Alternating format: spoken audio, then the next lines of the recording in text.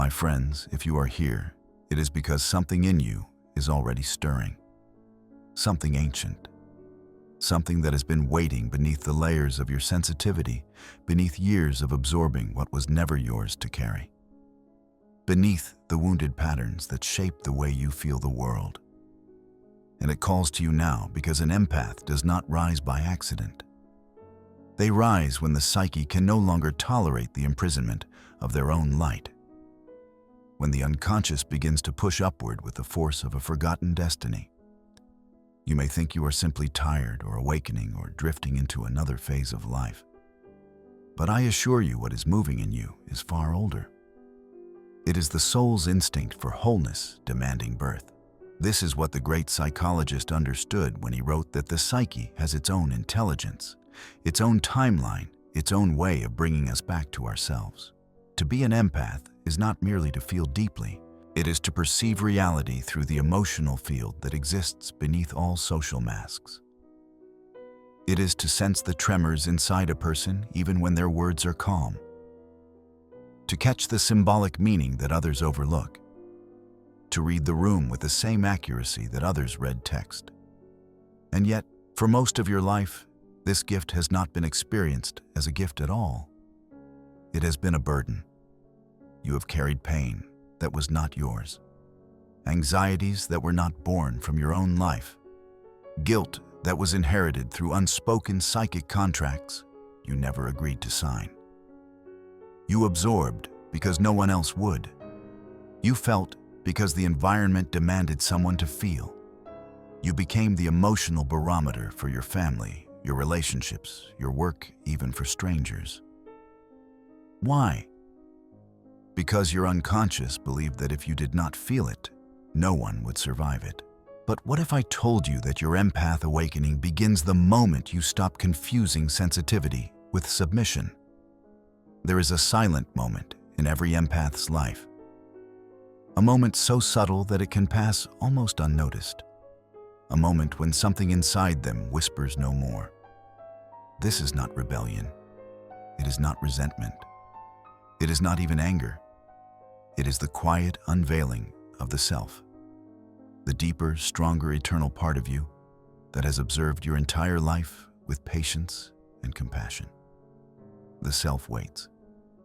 It waits for the ego to become exhausted from carrying burdens that do not belong to it. It waits for the moment when your deep feeling stops being an instinctive reaction and begins instead to transform into conscious perception. And when that moment arrives, the empath rises. But rising does not begin outwardly.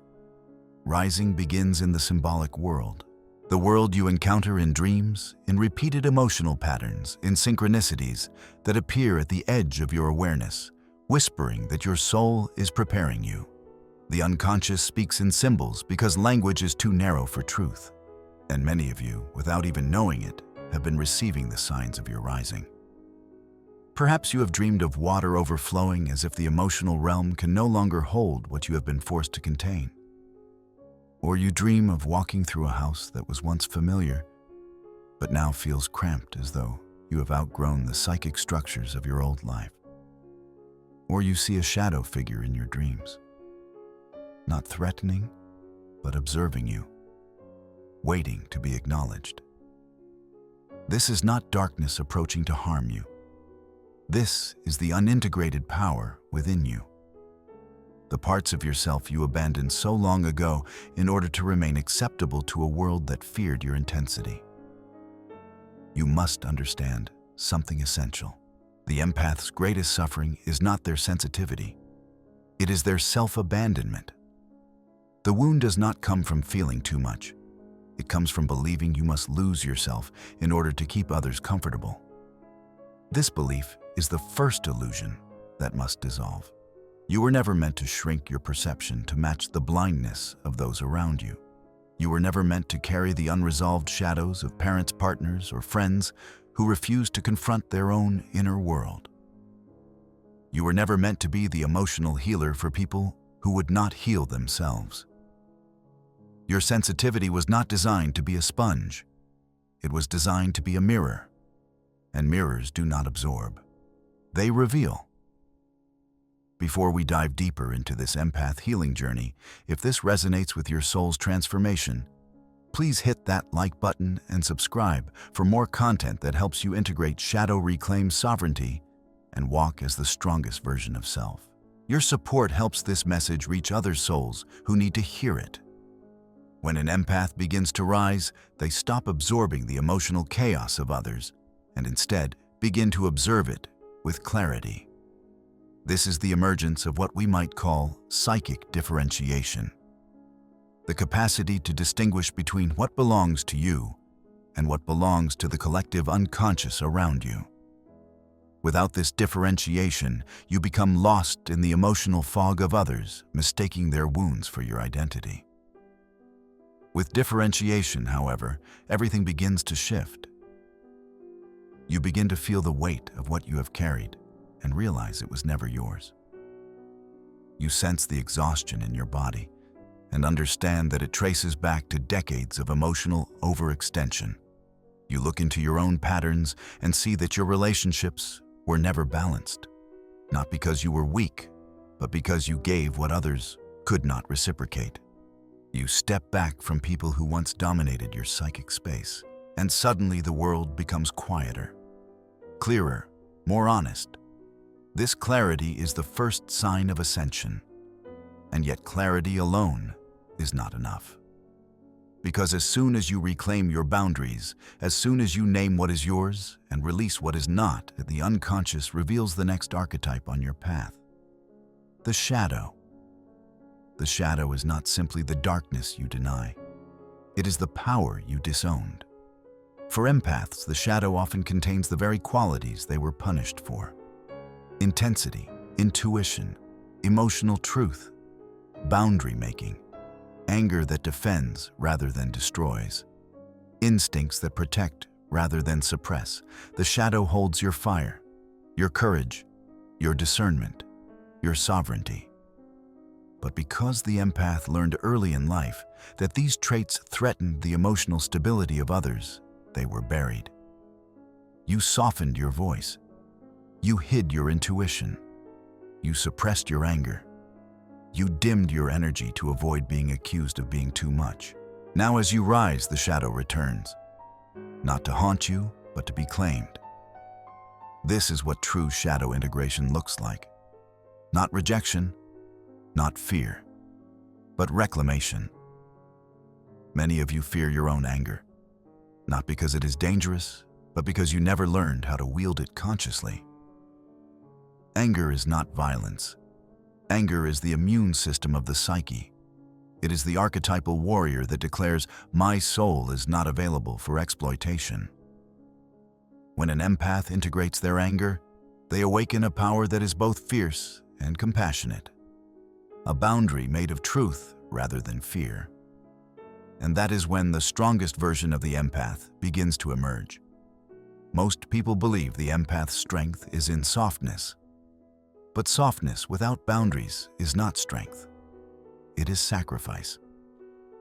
Strength emerges when softness and sovereignty unite, when empathy meets discernment, when compassion stands beside instinct, when your emotional intelligence is guided not by fear, but by awareness. The empath who rises becomes something the world has rarely seen. A soul who can feel deeply without losing themselves. A spirit who can love without absorbing. A presence who can see the truth without being destroyed by it. You must understand that the empath is not weak. The empath is untrained. Their power remains dormant until they learn the skill of psychic separation. The ability to feel the emotions of others while remaining rooted in their own identity. Once this mastery begins, the empath becomes a force of psychological transformation for any environment they enter. And this transformation is not produced through effort. It arises naturally as a consequence of inner alignment. When you stop carrying the emotional burdens of others, your posture changes. Your aura strengthens. Your voice becomes grounded. People who once dominated you begin to feel unsettled because they can no longer feed off your emotional energy. People who once ignored you begin to feel strangely drawn to your depth, sensing that something in you has shifted beyond their understanding. This is the empath's silent ascent. The moment when the psyche begins to stabilize and the soul begins to return home. But there is another force at play here, one you may not have recognized yet. When the empath rises, they also awaken the archetype of the healer. Not the wounded healer archetype, but the sovereign healer who transforms simply by being who they truly are. They no longer rescue. They no longer overextend. They no longer confuse sacrifice with love. They heal by embodying truth, by integrating their shadow, by creating a psychic field of clarity. And this clarity is contagious. You may notice people becoming more honest around you, more aware, more reflective, or you may notice people becoming defensive, threatened, reactive. Both responses indicate the same thing. Your presence has begun to shift the unconscious dynamics around you. You are no longer the emotional sponge of your environment. You are becoming the anchor of it. This is the empath rising. This is the strongest version of you taking form, not through force, but through alignment, not through perfection, but through integration, not through isolation, but through the individuation process. And as you rise, the psyche will begin to test you, not to punish you, but to strengthen your mythic identity. Old patterns may reappear.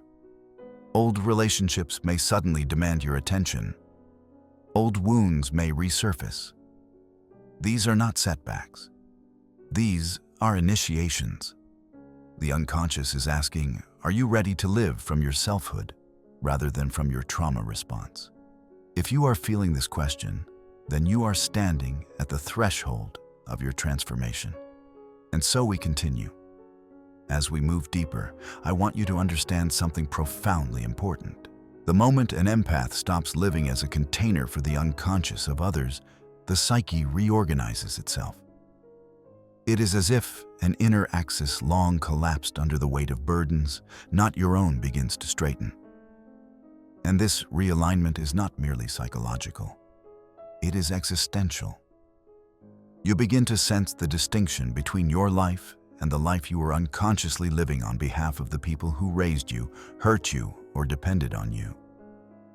This is why the empath awakening often begins with confusion. You may feel disoriented, as if waking from a dream where you were playing a role you did not choose. You may look at your past and realize that your identity was shaped around protecting the emotional instability of others. This realization can be both liberating and terrifying because it forces you to confront a truth few are willing to acknowledge. Empathic overfunctioning is often a survival strategy developed in childhood. You learned that feeling the room before you entered it kept you safe. You learned that anticipating the emotions of adults prevented chaos. You learned that silence could soften tension. You learned that disappearing emotionally allowed others to stay intact. You became sensitive not because you were fragile, but because your environment demanded hypervigilance. And now, as the unconscious pushes you toward your rising, this survival strategy begins to crack. Many empaths fear this cracking because it feels like losing control. But what is actually happening is the loss of a false identity. The identity built on caretaking emotional labor, quiet, suffering psychic attunement at the cost of your own soul. As that identity dissolves, the true self begins to unfold. And with it emerges a new archetypal energy that the empath has long suppressed. The warrior of the psyche. You may not recognize this energy at first. It may feel like irritation, restlessness, a sudden intolerance for emotional manipulation, a deep fatigue with being the strong one, or a quiet internal voice saying, "I am done." This is not burnout. This is sovereignty awakening. The psyche is reclaiming territory you abandoned years ago. It is calling back the power you left in the hands of those who shaped your emotional world. It is retrieving pieces of your instinct that you gave away because you believed empathy required self-erasure. And so the warrior rises, not as aggression, but as clarity. When the warrior archetype awakens in an empath, it brings with it a kind of internal fire, not fierce in the conventional sense, but steady, focused, unyielding. This fire burns through illusions. It burns through guilt that was never yours. It burns through obligations that were inherited rather than chosen. It burns through the emotional contracts you signed unconsciously. It burns through the lies you told yourself to survive. This is what the depth psychologists understood when they spoke of the necessity of embracing the totality of our nature. The warrior is not separate from the empath. It is the empath's backbone, the structure that allows sensitivity to become strength rather than suffering. Without the warrior, empathy collapses into martyrdom. With the warrior, empathy evolves into mastery. This is not about becoming hard or defensive. It is about becoming complete, about honoring every aspect of your psychological inheritance, including the parts that protect that, defend that, say no with conviction. And when this fire burns, confusion begins to fade. You start seeing people as they truly are, not as you idealize them to be.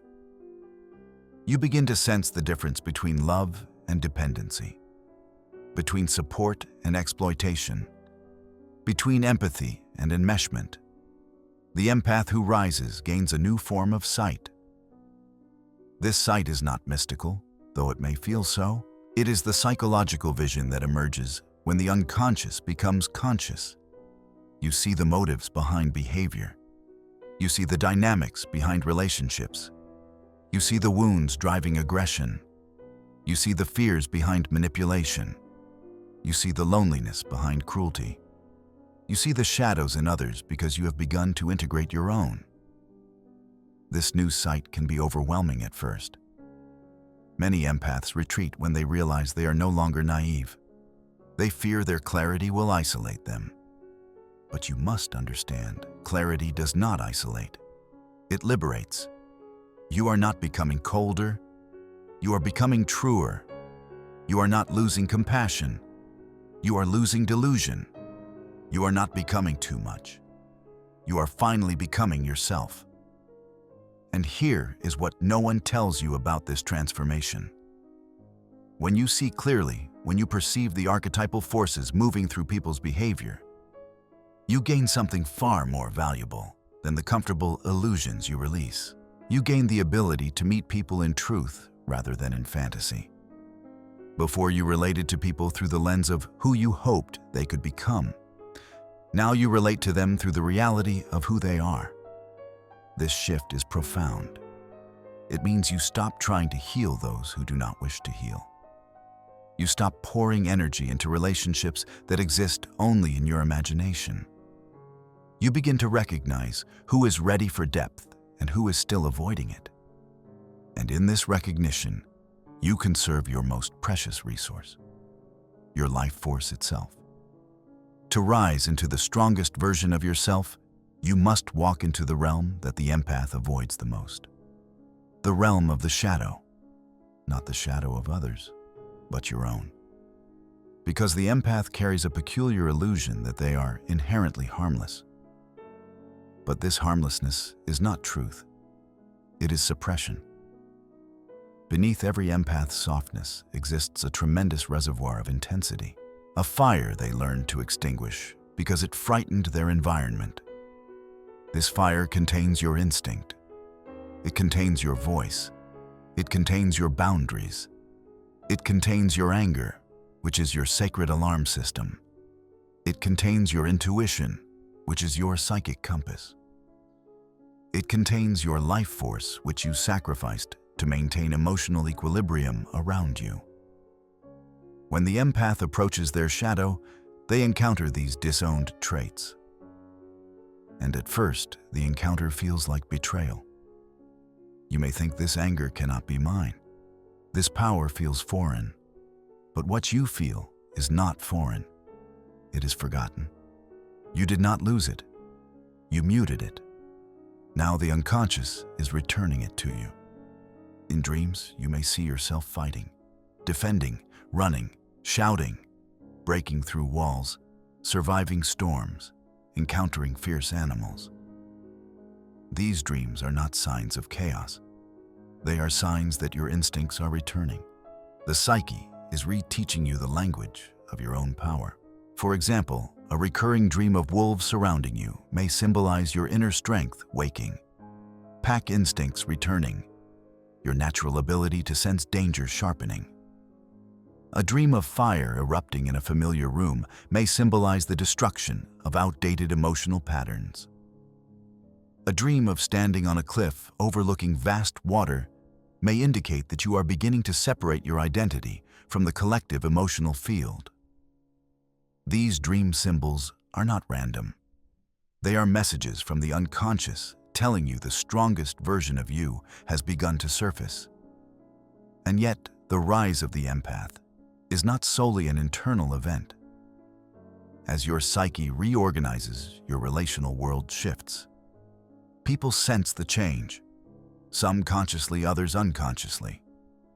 Those who benefited from your self-abandonment may become uncomfortable. They may accuse you of changing. They may call you selfish, distant, cold, ungrateful. But understand this, people who are accustomed to your self-sacrifice will always experience your boundaries as betrayal. Your rise will destabilize the dynamics that depended on your silence. At the same time, you may also notice new types of people drawn to you. Those who speak your emotional language, who value depth, who do not fear intensity, who do not require you to shrink. This is because your psychic frequency is changing. You are no longer broadcasting the energy of, "I will carry your pain so you don't have to." You are broadcasting, "I see truth, I honor myself, and I choose consciously." The rise of an empath is not only psychological, it is energetic. And because the unconscious interacts with the world symbolically, your outer life begins to mirror your inner integration. You may feel called to leave environments that drain you. You may feel drawn to creative work, spiritual exploration, solitude, ancestral healing, or deeper introspection. You may suddenly realize that the things you tolerated for years have become intolerable. This is not sensitivity. It is awakening. But let us return to something essential. Rising does not mean disconnecting from empathy. It means evolving empathy from a survival instinct into a conscious gift. For too long, your empathy was reactive. It activated whenever someone around you was in distress. It functioned like a reflex rather than a choice. Now, as you rise, empathy becomes intentional. You choose when to feel. You choose how deeply to feel.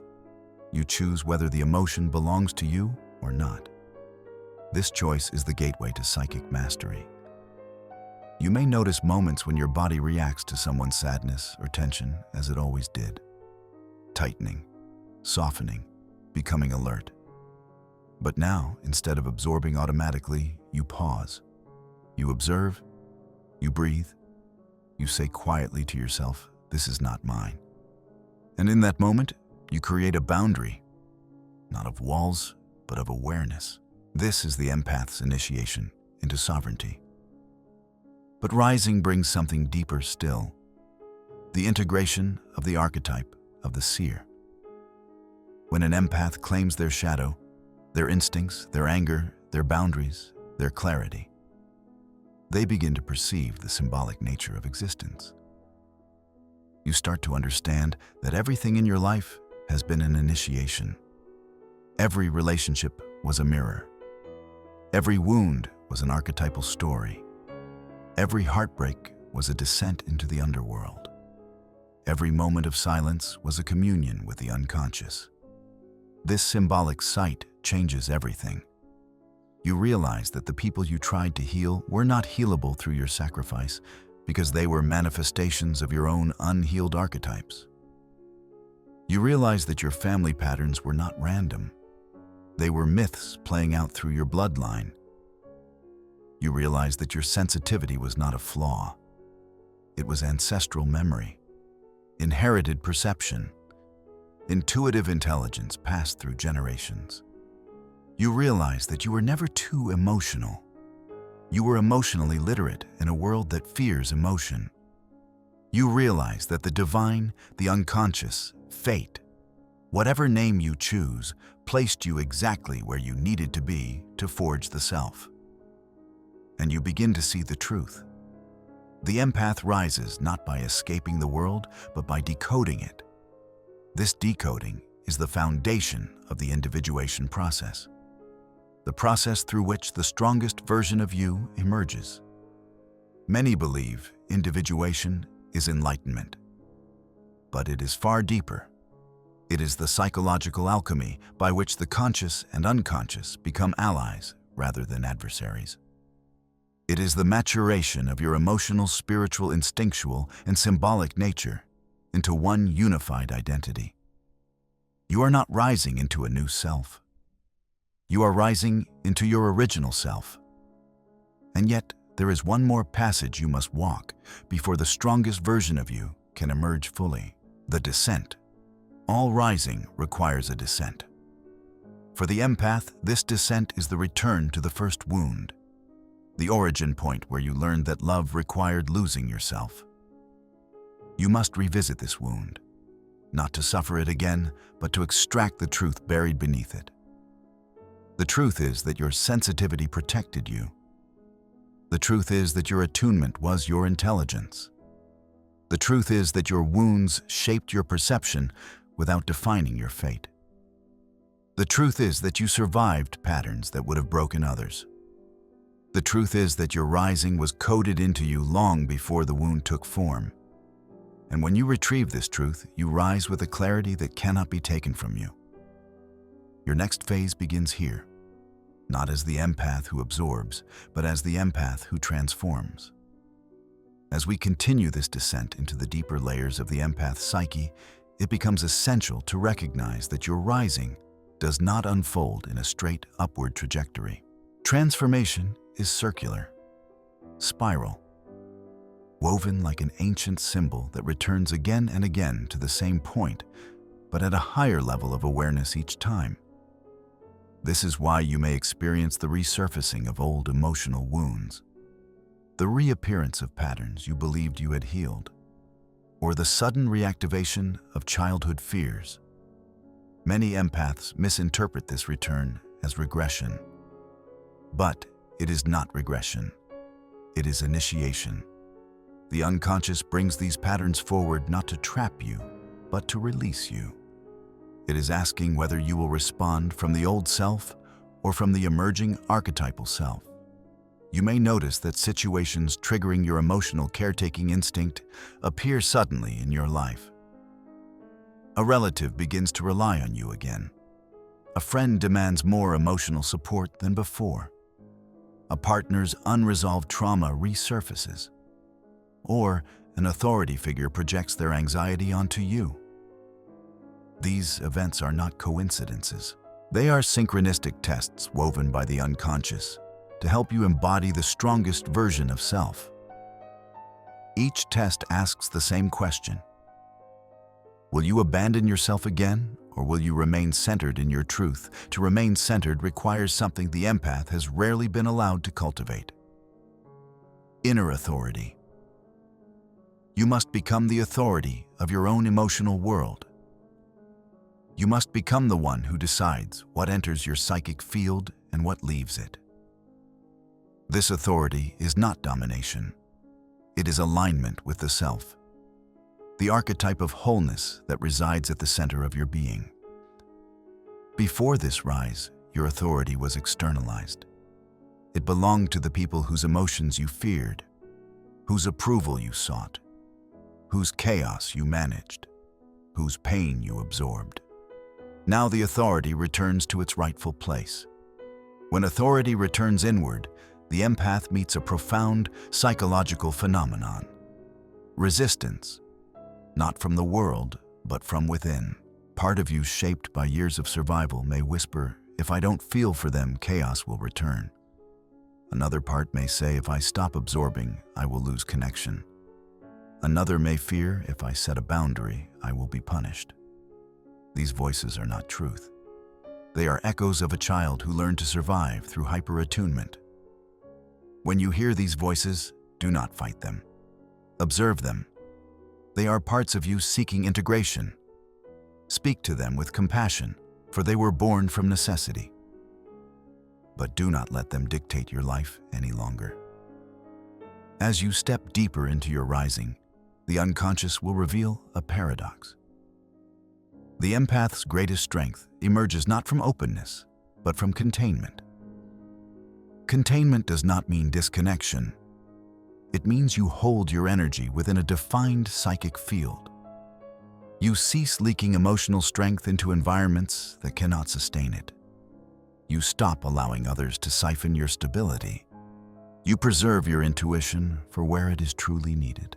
And each time you practice containment, something extraordinary begins to happen. Your inner power accumulates. Power for the empath has always been misunderstood. You associated power with domination, cruelty, coldness, qualities you instinctively rejected because they contradicted your essence. But true power is none of these. True power is self-possession. It is the alignment between the conscious mind and the unconscious. The integration of instinct and intuition. The union of shadow and light. When this alignment occurs, you no longer bend to the emotional tides of others. Instead, you become the still point around which the tides reorganize. This still point is the center of your rising. But to reach this center, you must confront another archetypal figure that has been hidden in your psyche. The wounded inner child. This child carries the memories of overwhelm. The moments when you felt responsible for emotions too heavy for you. The times when you protected adults who should have protected you. The silence you adopted to avoid punishment.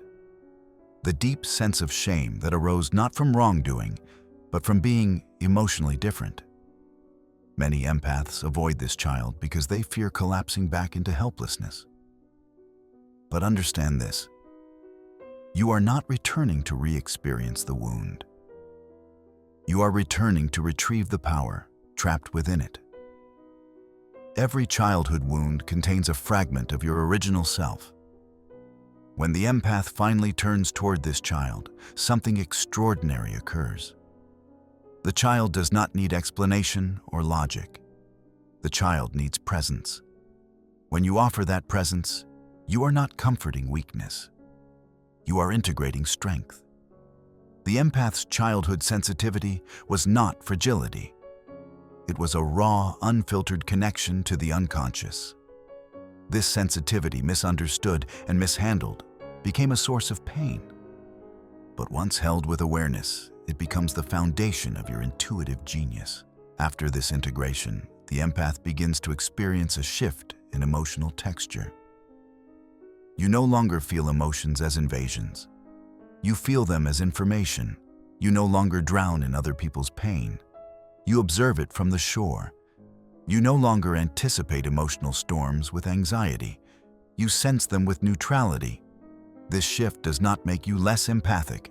It makes you wise. But wisdom brings another challenge: the collapse of illusions. Every empath carries illusions that once protected them. The illusion that if you love deeply enough, you can heal another's wounds. The illusion that your worth is tied to your helpfulness. The illusion that being needed is the same as being valued. The illusion that peace comes from making others comfortable. These illusions may crumble painfully, but their collapse makes space for truth. And the truth is simple. You were never meant to be a vessel for the unhealed unconscious of others.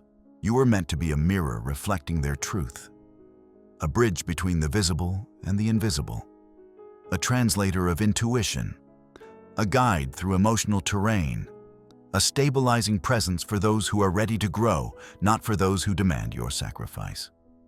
This truth ushers in the next archetype, the sovereign empath.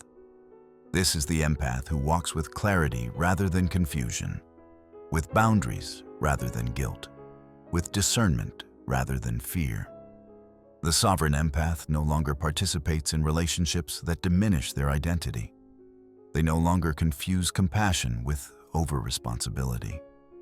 They no longer mistake chaos for connection.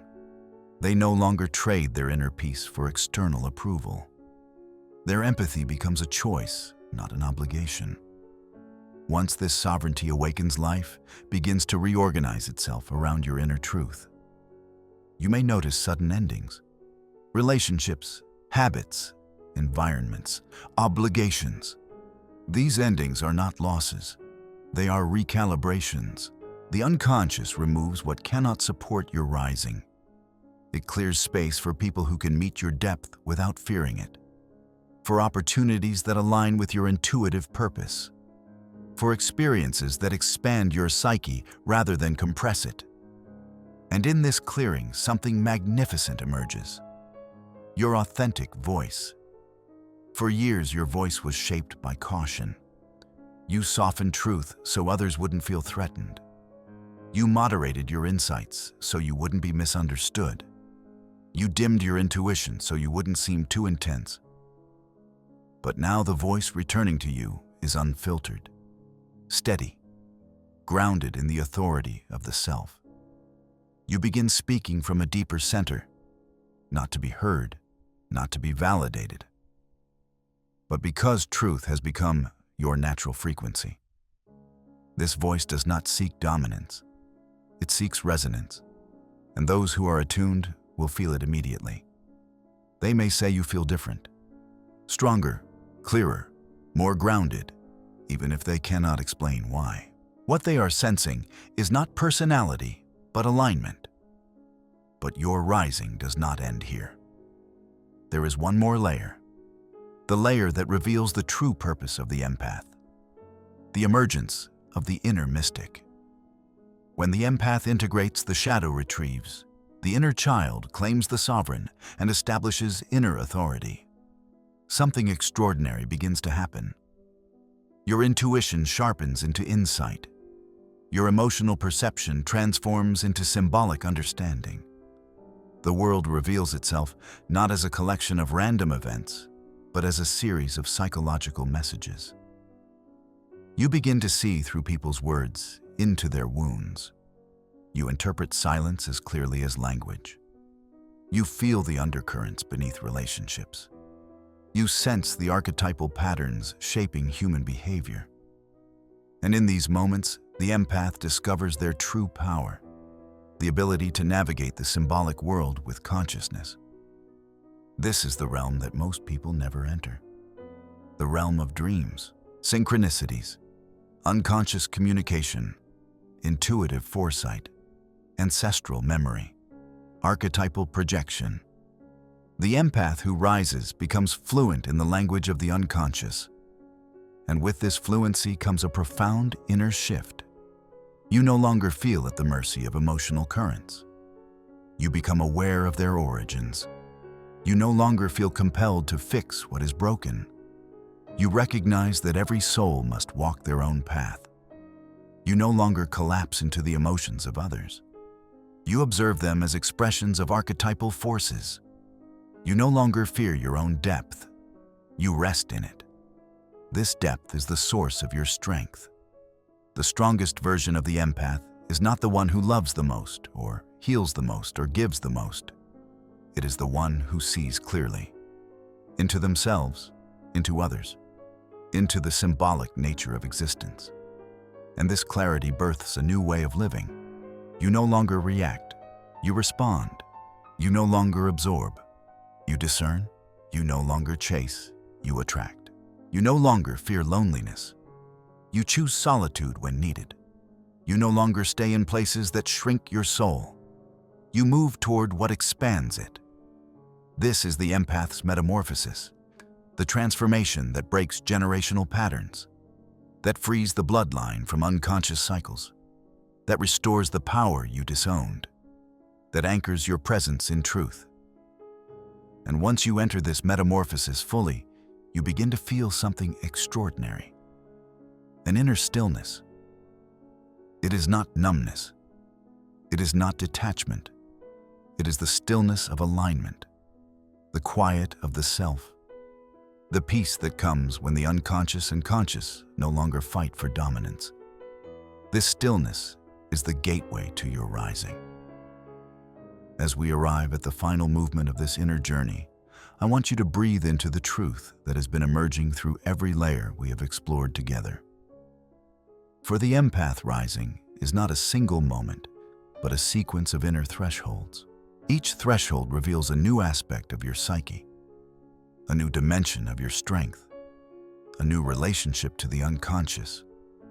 And now you stand at the threshold of your deepest transformation, the reclamation of the self. Everything in your life has prepared you for this moment. Every wound, every heartbreak, every overwhelming emotion, every silent night where you felt alone in your sensitivity, every time you absorbed what others could not hold, every intuition you ignored or obeyed, every cycle you repeated until you finally understood the lesson hidden beneath it. These were not coincidences. They were the architecture of your awakening. They were the symbolic language of the unconscious guiding you toward wholeness. But to enter wholeness, the empath must undergo the final shift. A shift from living through emotional reflex to living through conscious presence. This presence is not passive. It is not detached. It is not indifferent. It is the highest expression of your sensitivity. This presence is the self radiating through you. When the ego is no longer fragmented by fear, no longer drowning in other people's emotions, no longer bound to childhood roles, no longer enslaved by guilt, it becomes transparent to the self. Through this transparency, your intuition becomes steady. Your emotional field becomes clear. Your instincts become trustworthy. Your boundaries become natural rather than forced. You begin to move through life with a quiet authority, not loud, not rigid, but unmistakable. People may not understand what has changed, but they will feel it. They will feel that your energy no longer bends. They will feel that your presence no longer negotiates with chaos. They will feel that your empathy no longer leaks, but flows with intention. They will feel that you are no longer accessible in the way you once were. Not because you have closed, but because you have aligned. The empath who rises does not disappear. They crystallize. And this crystallization marks the emergence of the inner mystic, the archetype that lives at the highest realm of your psyche. This is the empath who sees beyond appearances, who senses the symbolic meaning behind events, who hears the whispers of their dreams with reverence, who reads the emotional field like scripture, who understands that every interaction is an exchange of unconscious material, who honors their intuition as a sacred instrument of truth. But remember, this mystic does not float above life. They are grounded. They are embodied. They walk through the world with presence, with awareness, with calm. They are not overwhelmed by emotion. They are informed by it. They are not entangled in the wounds of others. They perceive the archetype behind them. They are not afraid of darkness. They integrate it. Your rise into the strongest version of yourself requires this shadow work healing, not rejection, not bypass. Integration. You must integrate the shadow not as your enemy, but as your power. You must integrate the inner child not as your past, but as your innocence. You must integrate your instincts not as chaos, but as guidance. You must integrate your intuition not as a mystery, but as a form of intelligence.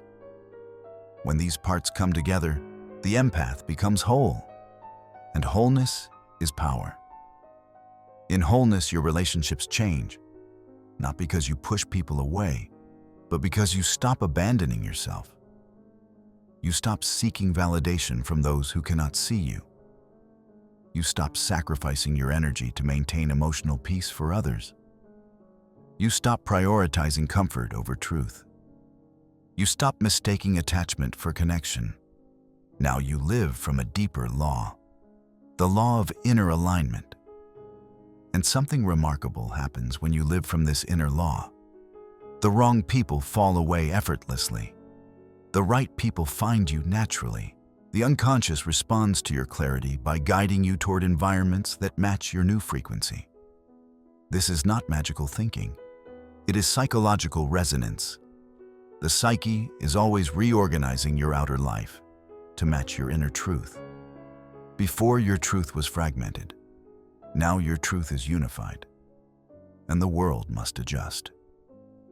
But let us go even deeper into the realm where the empath encounters their destiny. Many empaths believe their purpose is to heal others, to save others, to guide others, to absorb pain so others can feel lighter. But this is the myth of the wounded healer archetype, the archetype you lived unconsciously. The true healer does not absorb, they illuminate. The true healer does not fix, they reflect. The true healer does not lose themselves, they embody themselves. Your destiny is not to rescue others. Your destiny is to become whole so that your presence naturally evokes truth in others.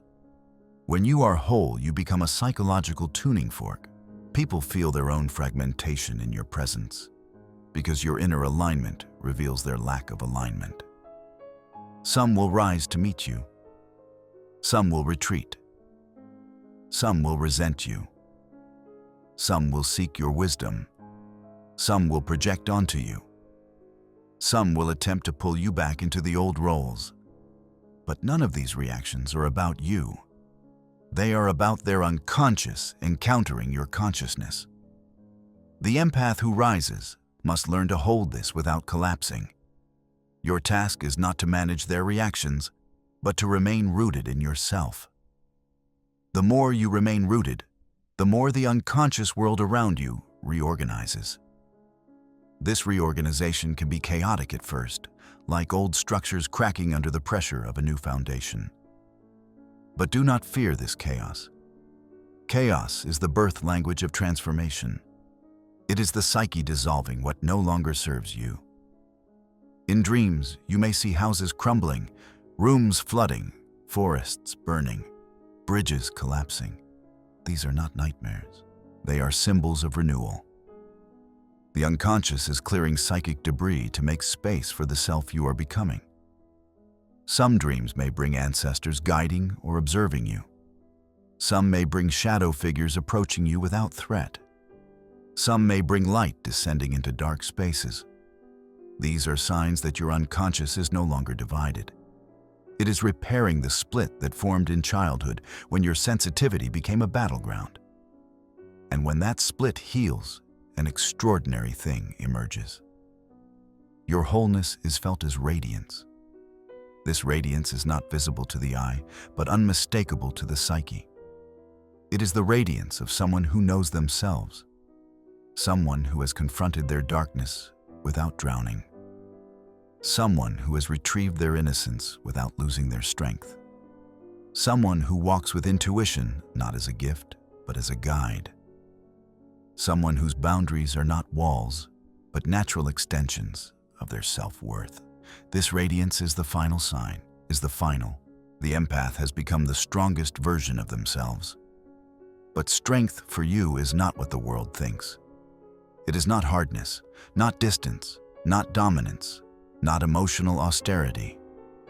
Strength for the empath is the full embodiment of presence, the ability to feel without absorbing, to love without losing yourself, to see without collapsing, to listen without being drained, to speak truth without fear, to walk into shadow without fragmentation, to remain centered even in the emotional chaos of others. This is the empath transformed. This is the empath restored. This is the empath reborn. Let me tell you a final truth. Your rising is not the end. It is the beginning. The beginning of living from the self rather than from the wound. The beginning of choosing relationships from clarity rather than from trauma. The beginning of listening to intuition with trust rather than doubt. The beginning of using empathy as insight rather than obligation. The beginning of discovering what you can create when your energy is no longer wasted on emotional survival. When the empath rises, their creativity awakens. Their voice sharpens. Their path becomes visible. Their boundaries become sacred. Their presence becomes transformative. Their life becomes symbolic. They begin to understand that everything they lived through was preparation for this emergence. You are not rising into someone new. You are rising into someone ancient, someone true, someone whole, someone powerful. The strongest version of you has been waiting beneath the layers of inherited pain, beneath the patterns you carried for others, beneath the illusions you outgrew, beneath the wounds you survived.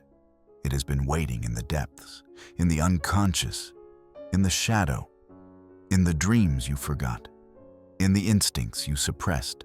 Now it steps forward, not with noise, not with spectacle, but with presence.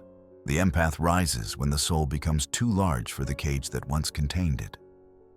And you, my friend, are standing at the edge of that cage. The door is open. The self is calling. The world is shifting. And your time has come. If this empath healing journey has awakened something in you, I invite you to share in the comments. What moment in your life was your quiet whisper of no more? Your story might be the mirror another empath needs to see. And if you're ready to continue this transformation, subscribe to discover more content that helps you walk through shadow integration, reclaim sovereignty, and embody the strongest version of self. This is not just psychology. This is the art of becoming whole.